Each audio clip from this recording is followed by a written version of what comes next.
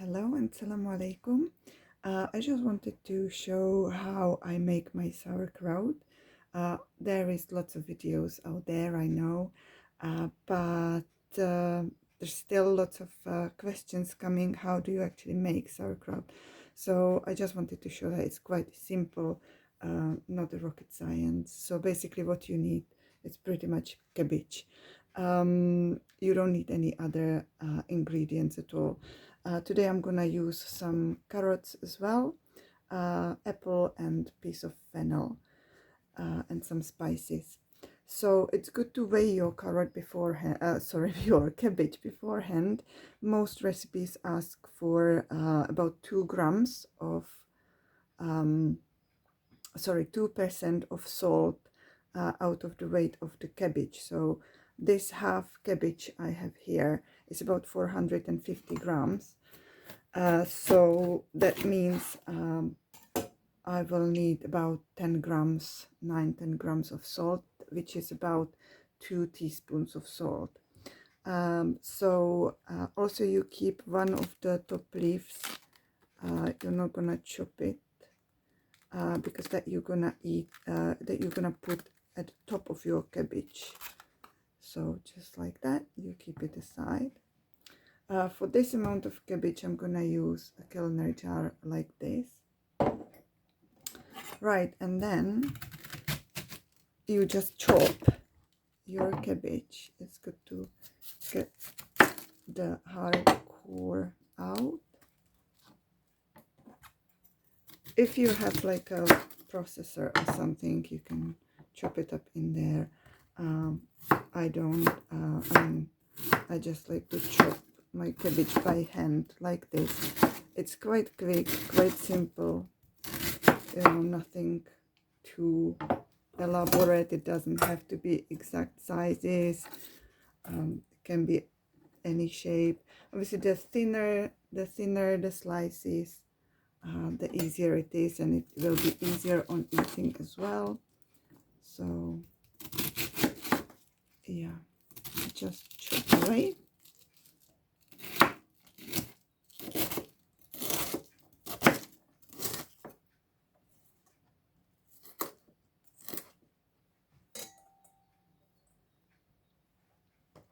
So you just put all your cabbage in a bowl together with all the other ingredients.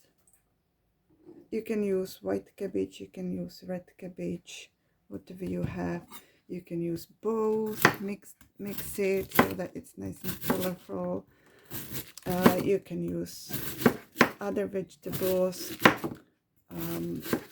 whatever you have at home or whatever you fancy. Now with cabbage, usually you don't have to put any brine. You just put salt in it and it will release the juices, and that will be your brine. With some vegetables, when you fermenting them, you need to make your brine. Just water and salt, again about 2% of salt, and that's it. So now that I have my cabbage like this, before I add the other ingredients, what I do is I put the salt in. So I've got like a pink salt here, or you can use sea salt, whatever you have at home. Better is unprocessed, unrefined salt, sea salt or the Himalayan salt, rather than regular table salt. So put that in, and I usually put some caraway as well. That's what we usually do back home for sauerkraut. You don't have to. You can put other herbs, thyme, marjoram, savory, anything like that. You can also put garlic in it, ginger. There are endless combinations. And then basically you just squash your cabbage with the salt like this. You just massage it really. I like to use gloves for it, just because the salt can irritate my skin. So you keep massaging it, and as you massage it, you will see that it starts releasing the water. Look how wet I don't know if you can see how wet my hand is. Because the salt basically pulls the juices out, the water out of the cabbage. Now, if you put too little salt, then it might go bad. It might start getting moldy instead of fermenting. If you put too much salt in your cabbage, first of all, it's not going to be very tasty. And second of all, if you put a lot of salt, it can slow down the fermentation process. And it might also encourage growth of not the right bacteria that you want in there.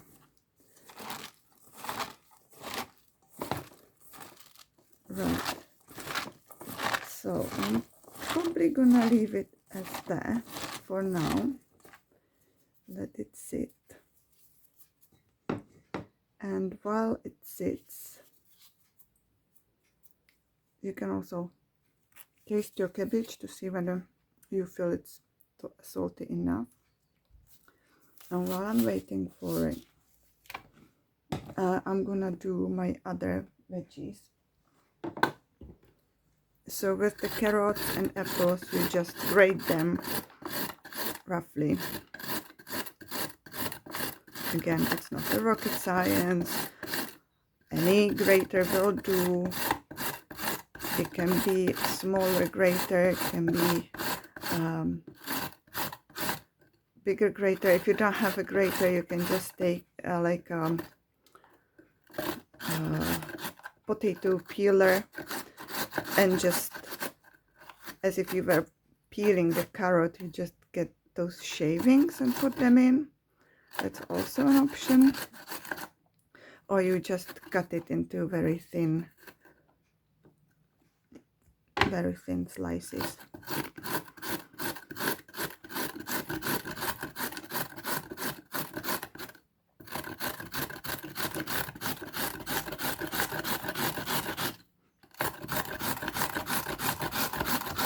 So I just used these 2 carrots for this amount of cabbage. Maybe one would have been enough as well, but that's okay. There's no harm in it.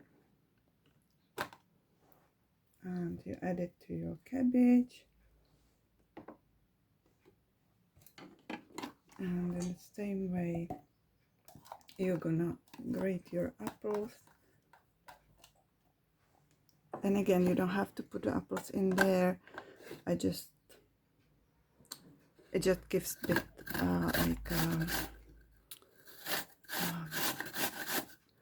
milder taste, a sweeter taste. So it just makes it a bit different.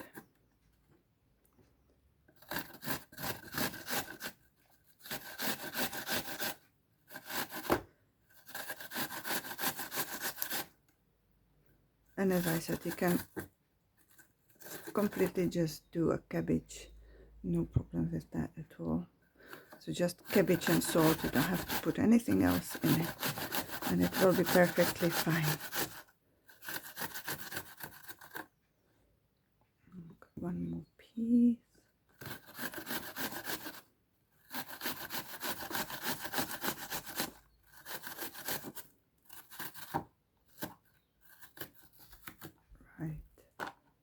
Put it in, and I'll try to chop up a bit of the fennel.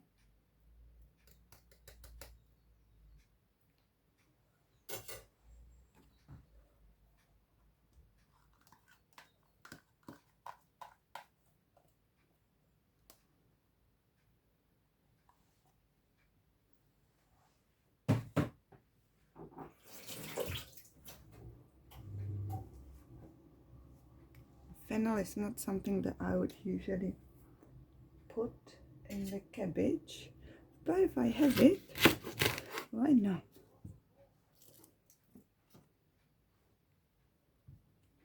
Just have to figure out the best way of chopping it.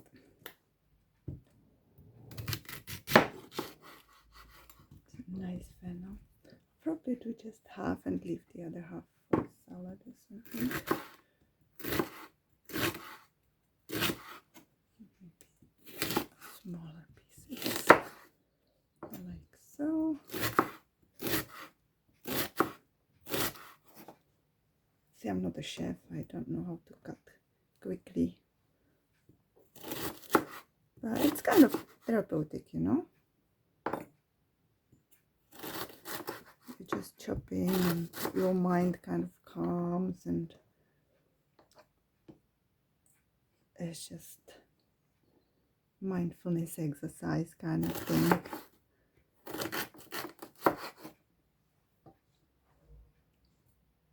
Yeah, I might leave it at that actually.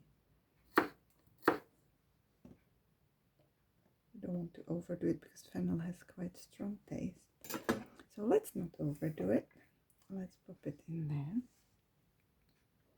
So now that we have everything in, the fun part begins. So we have to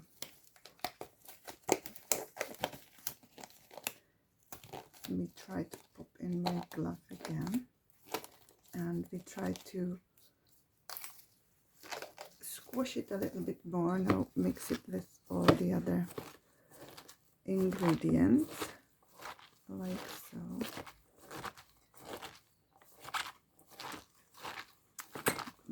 Back in the day, in the past, at least where I come from, women used to do this in like massive wooden, what you call it, you know, those things they have wine and beer in.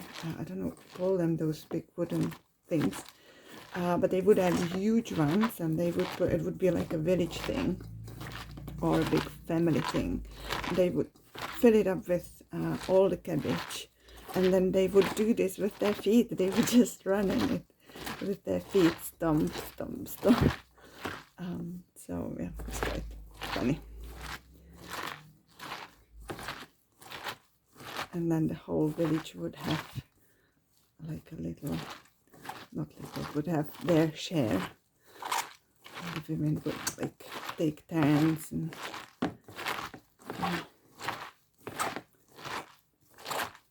right, so I think it's about fine.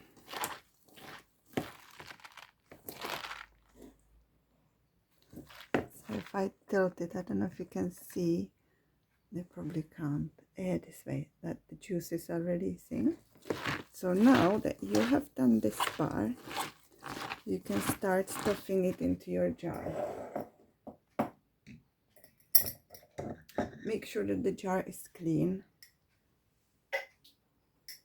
I usually, before I stuff the cabbage in, I usually wash it with really hot water. And then you just stuff the cabbage in, basically. So you put bit, and then you really have to stuff it in. It has to be pressed, yeah? So no air pockets, nothing like that. It really needs to be stuffed.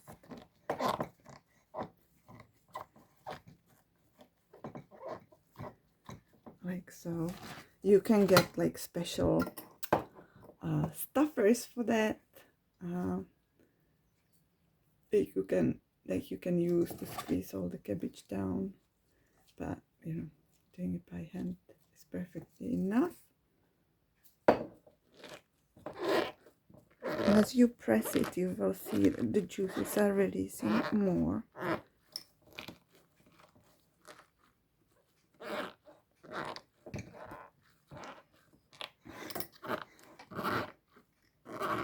Now, if it happens that when you're doing this, you don't see enough of the juices, then you might need to make extra brine and pour it on top, but I think we'll be fine with this.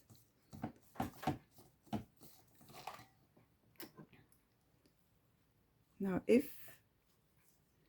if you have too much cabbage and not enough jars, then whatever you don't fit in the jars, you can just eat as a salad as it is.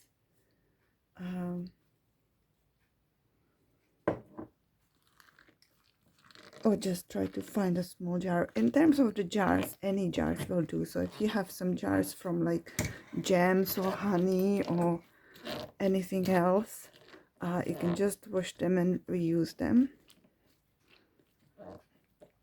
See, so I have some left, which I probably won't put in there because it might not close. Let me see, maybe a little bit more.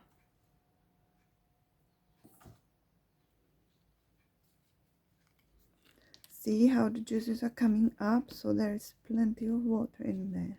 Yeah, I'm not gonna put everything in it. It's not gonna fit. So I'm just gonna have that. You can have like scrambled eggs and salad or whatever.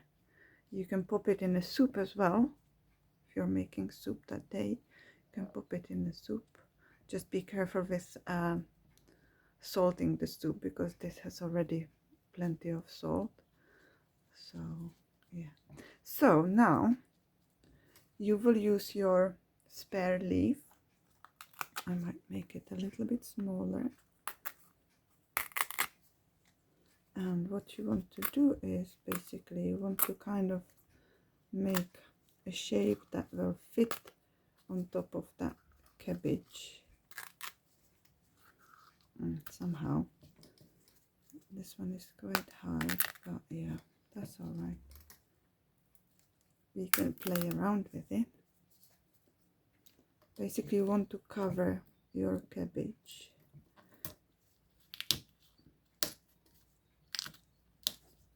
like so.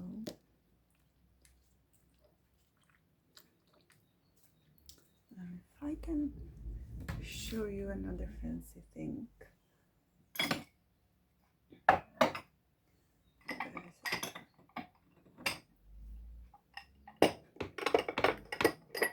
So you can get these glass like weights that you can put on top to kind of hold the cabbage down under the water.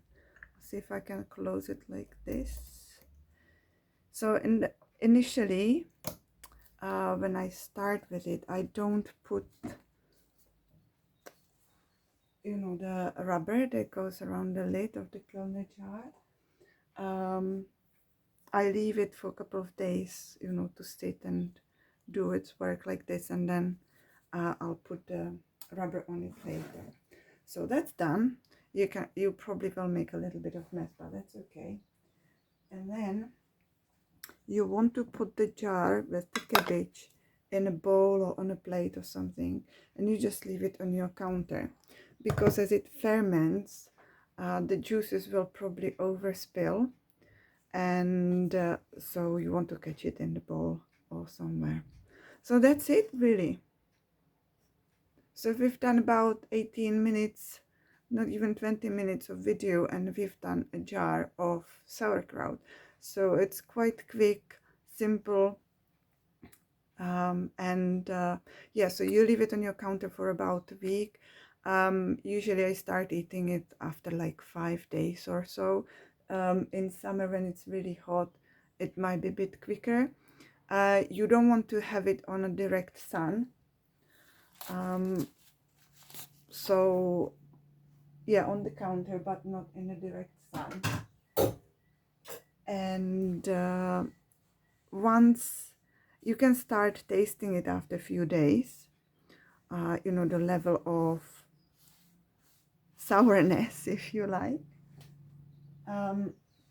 And once you're happy with it, you can either keep it on the counter and keep eating it.